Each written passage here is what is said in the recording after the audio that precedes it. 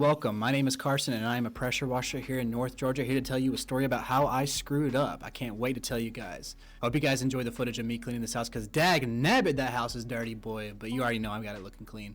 So, story time. It's actually about this project I'm doing right here. So as you can see, I'm applying soap to the house. You know, we're getting it all cleaned up. We're doing our thing. But later on in the video, I'm going to show you what happened and how I screwed up. But I was able to fix it very easily. I was able to get the job done within 2 hours, and it could have cost me the entire day. So basically what happened was I run a 200-foot high pressure line, as you can see right here. That hose that I'm holding in my hand, it's 200 feet, meaning I have one high pressure hose. So I'm doing my thing using my 200 foot and then bam, all of a sudden my hose popped and I was left spewing chemical everywhere and I was freaking out, man. You have no idea. So what I did, I was like, okay, I gotta gather myself together. And I did is I called my pressure washing buddy. I was like, hey man, I'm at the job right now. My hose just popped.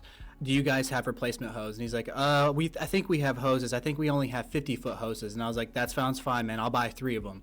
So what I did a 20-minute drive to my pressure washing store, and they hooked me up with 3 50-foot high pressure hoses.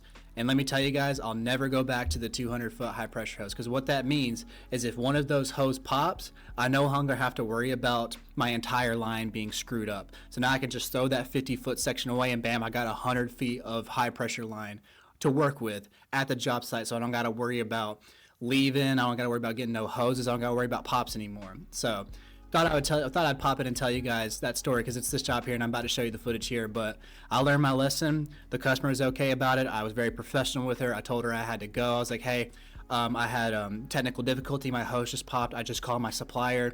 He said he's got some hoses. I'm just going to be right back. I'll go get some hoses and I'll finish the project. And that's what I did. And I cannot wait to show you guys the results. But here's me popping the hose.